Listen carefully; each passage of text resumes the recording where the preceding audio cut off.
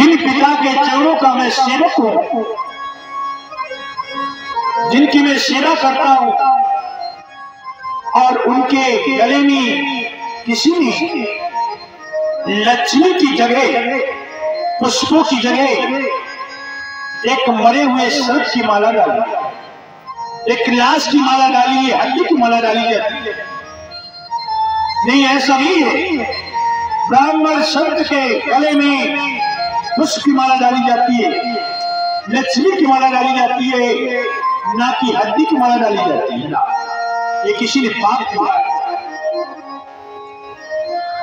तो महाराज श्रृंगी ऋषि ने आज श्राप दे दिया कि जिसने मेरे पिता का अपमान किया है, उसकी 7वें दिन मृत्यु हो जाए, यही सर्प डस ले और वो मर जाए, उससे नरक मिले।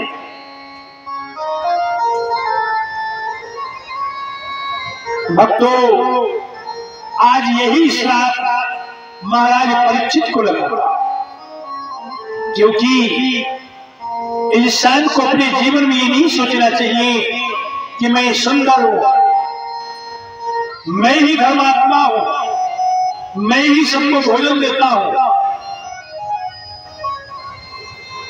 मेरे इतने नौकर हैं, मेरे समाज कोई धन वाला नहीं है, मेरे समाज कोई कीर्ति वाला नहीं है, मेरा हर जगह जय जयकार होता है, ये कभी सोचना नहीं चाहिए।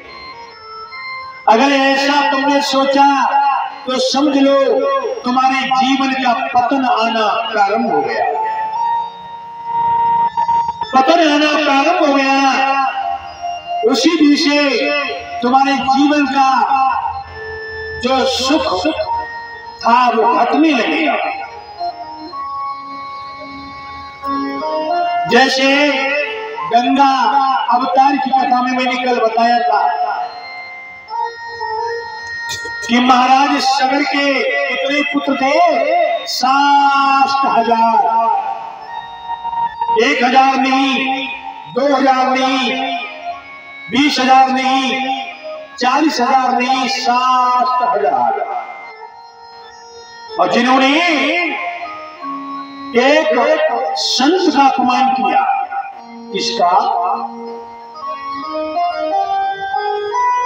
जिन संत का नाम है, प्रेम से बोलो कपिल मुनि महाराज की जय हो। कपिल मुनि महाराज का यूं अपमान किया कि जिस समय वो अश्वमेध का घोड़ा ढूंढते ढूंढते पहुंचे जाकर के पृथ्वी के अंदर, जहां पर आश्रम था कपिल मुनि का, और देखा पीछे घोड़ा बना हुआ है, तो सभी भाई कहने लगे, भैया बस घोड़ा मिल गया और चोर भी मिल गया। कभी कभी ऐसा होता है कि लोग तुम्हें नीचा दिखाने के लिए तुम्हारे साथ घात करेंगे, छल करेंगे, जो राजा इंद्र ने किया था। राजा इंद्रदेव ने कपिल मुनि के आश्रम में घोड़ा को छिपा दिया।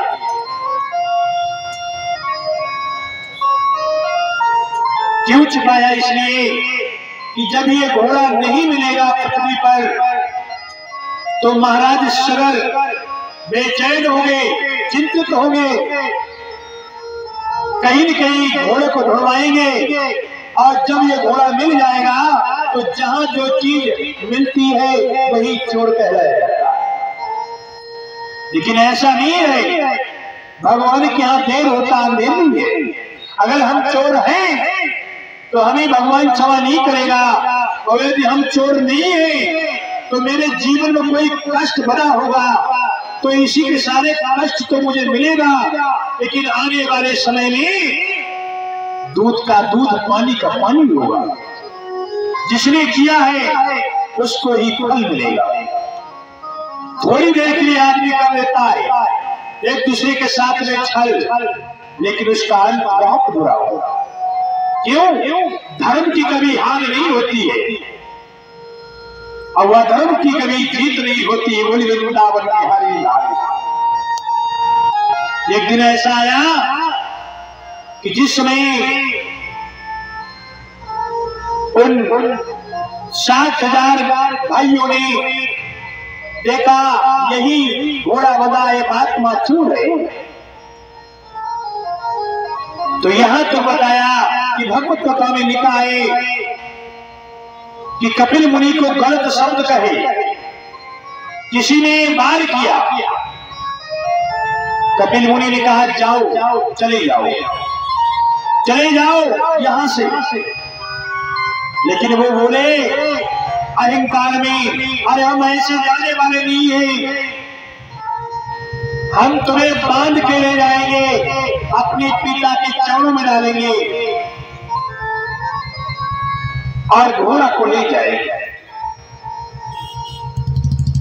कपिल मुनि ने कहा अच्छा तुम नहीं जाओगे, चले जाओ, क्योंकि संतों का हृदय कोमल होता है, जो संत है उसका महान आत्मा है, संत हृदय नवनीत समान। आज जो मना किया लेकिन वो नहीं गए, तब कपिल मुनि ने श्राप दे दिया जाओ, यदि मैं सच्चा प्रभु का भक्त हूं, सेवा की है तो हे प्रभु क्षमा करना, ये मेरा अपमान नहीं है, आपका अपमान। और सत्य है भगवान के भक्त को जो कोई सताता है, एक आदमी क्या और नाम से बोल दे, माला देवी सिवान, तो भगवान के भक्त को कोई सताता है तो भगवान से क्षमा नहीं करते, क्षमा ही नहीं करते। माला देवी और ये माला देवी सिवान जिला से ये 101 मुद्रा दान किया है भगवत कथा में। भगवान कल्याण करे। प्रेम से वृंदावन बिहारी लाल की जय। बोली सच्चे दरबार की।